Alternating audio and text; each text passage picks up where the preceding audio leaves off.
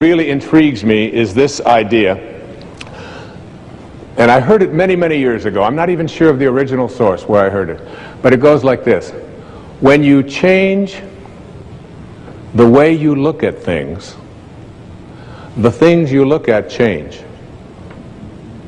Albert Einstein once observed that you have the most fundamental and major decision that you have to make in your life is this: do I live in a friendly or a hostile universe? Which is it? Is it a universe that is filled with hostility and anger and people wanting to hate each other and people wanting to kill each other? Is that what you see? Because when you see the world that way, that's exactly what you will create for yourself in your life. This is from great scientific minds. And the interesting thing is that this is not just a clever play on words, that when you change the way you look at things, the things you look at change. It's actually a very scientific thing, and I'm going to show you that in just a moment. I'd like you to imagine the following scene. You're in your house. You've got your car keys in your hand. The lights go out. Power failure.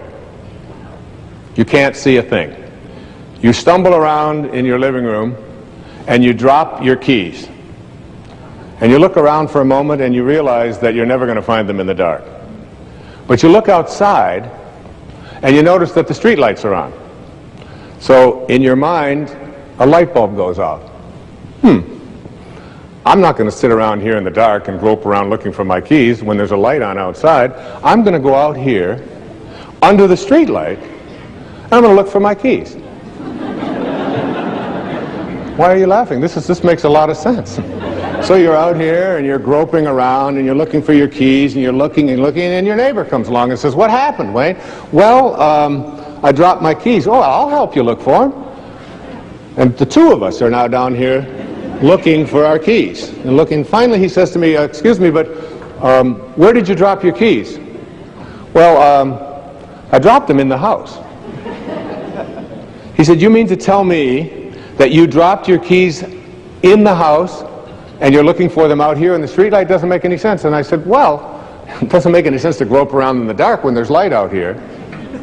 Now you laugh and you think how silly that is, but isn't that exactly what we do when we have a problem, a difficulty, a struggle that is located inside and we're looking for the solution outside? Someplace outside of ourselves. It would be like going to the doctor and telling him all of your symptoms, and the doctor says, "Oh boy, you've got a lot of symptoms."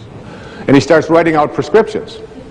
You need a prescription for this symptom, you need a prescription for that symptom, and finally he gets this 4 or 5, and you go to walk out and you say, "Well, I'd like my prescriptions." He said, No, I'll give this one to your mother-in-law, and I'll give this one to your neighbor, and I'll give this one to your daughter, and I'll give this one to your father.